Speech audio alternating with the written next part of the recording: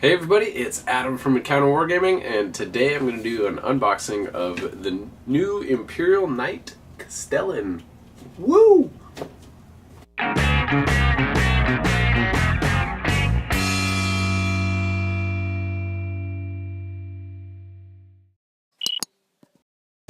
Alright, so I know it's been a little while that this guy's been out already, but I finally got one on the painting table, and it's, yeah, I didn't pick one up on release for you guys, but still, it's a new box, it's still a new knight, and I'm really excited to slap this together and paint this up for a customer of mine for my commission painting studio, and I figured you guys would want a preview at the sprues and at the rules real quick. We've done a bunch of reviews on Imperial Knights already through the podcast.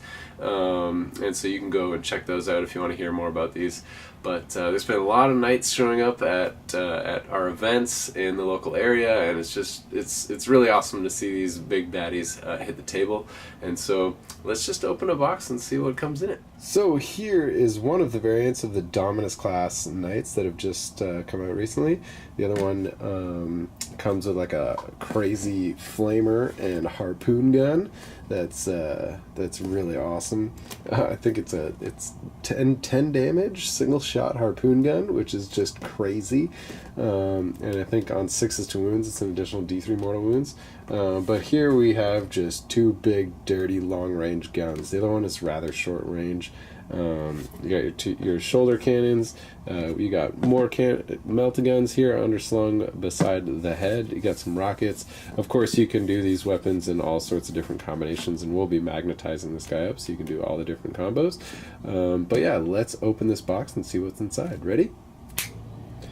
And there it is. Alright, so there's the Knight Castellan fresh out of that cardboard box.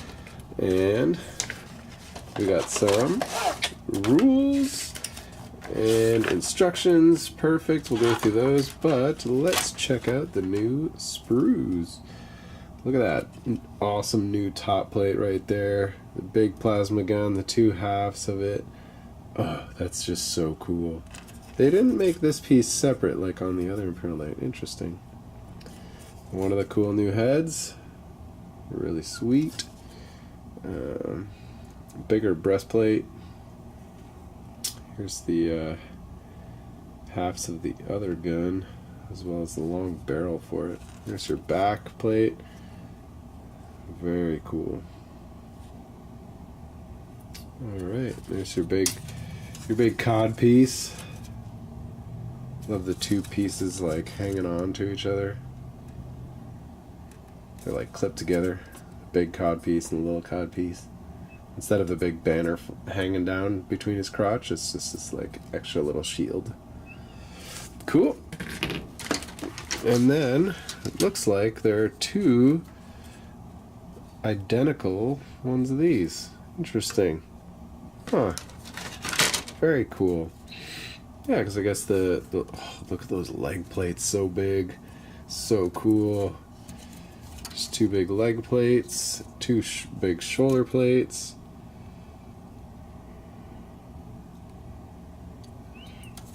The feet, and then just all your leg joints and stuff, like connectors, piping. Look like I think that's an arm, like the tricep, bicep, shoulder plate.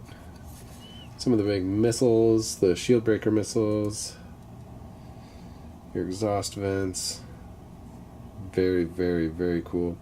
Looks like the legs at this juncture aren't connected. The Imperial Knight ones are all one solid piece all the way down from hip to ankle, whereas these look like they're split, which is fantastic because that'll give a lot more flexibility with the poses. Now I don't know with this armor plate like how flexible that'll be, but who knows? We'll see when we build it. And another one that looks exactly the same base size as the Imperial Knight, and a little bit of a newer transfer sheet here. Yeah, just all Imperial stuff. Interesting. Some stuff to go on the leg sheets.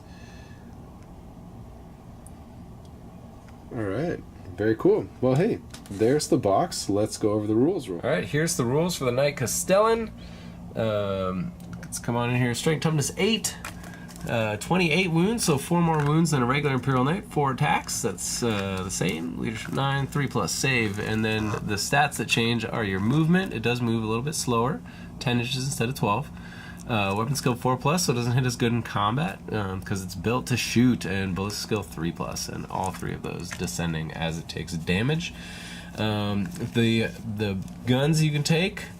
The Plasma Decimator, heavy 2d6. It is a plasma, so you can overcharge it to strength 8 and 2 damage. But of course, every roll of 1 to hit, you suffer a mortal wound, which is interesting. Do you want to be taking mortal wounds on your knight? Who knows? Shield breaker missiles are pretty crazy. They're 1-use only weapons, 48 inches, heavy 1, strength 10, AP minus 4, d6. They ignore invulnerable saves, and of course, using the stratagem with your shield breaker missiles to target characters make these very, very deadly. And very good for taking out Leviathan Dreadnoughts, for sure. Also, what's his face? Mortarion and Magnus. Magnus a little bit easier because he does not have the feel no pain like Mortarion does. Yeah, you can rock some twin meltagun shots. You get a lot of meltaguns coming to this guy. You can do a twin shieldbreaker missile. That's heavy. A twin siegebreaker cannon. Different than the shieldbreaker missile. Heavy 2d3, so they're kind of like mini battle cannons. So not quite strength 8 at strength 7, and not quite 2d6 at 2d3, but pretty consistent high strength multi-damage shots, which is very cool. And then a Volcano Lance, which is really neat. It just does so much damage. It's like a macro weapon because it gets bonuses against Titanic units, but it's not quite macro. We'll go over that in a second. So heavy d6, strength 14. So most vehicles wounding on 2s, except for the really tough ones like Land Raiders and stuff. Minus 5, so 2 plus saves are ignored. And 3d3 damage, which makes it really consistent at least 3 damage with the potential to get up to 9, which is really awesome. And then you reroll failed wound rolls when targeting Titanic, which is just dirty. So other knights, you want to use this to kill other knights, especially with multiple shots. You potentially kill a knight in 1 turn with this thing, which is crazy. And then it only has its Titanic feat for combat. And so some of the special rules, the standard special rules from all the other knights, but it has a dual plasma core explosion. Needs a little more power to power this guy. And so if it's reduced to 0 wounds, roll 2d6, and if either of those are a 6. So it's just higher chance to blow up. It's got a pretty big blow up range at 2d6 inches. Suffers d6 mortal wounds, and if you roll a 6 on both dice, on the 2d6 there, then each unit... Wait. Oh no, if both cores explode, okay, I see. Then each unit within 3d6 suffers d6 mortal wounds. So that's pretty cool. That's really neat. Just love that it's like super overcharged, trying to power all these guns, and there's the potential to destroy both the cores and just deal some dirty mortal wounds everywhere. So there you go, there's the Knight Castellan unboxing and rules review. Hope you guys enjoyed that.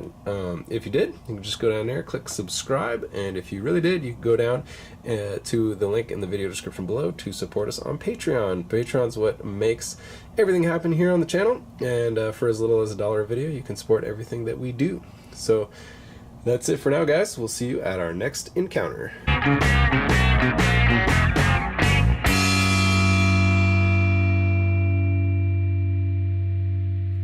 Like a monkey in a rocket on his way back home. Okay. Scratching his head upon a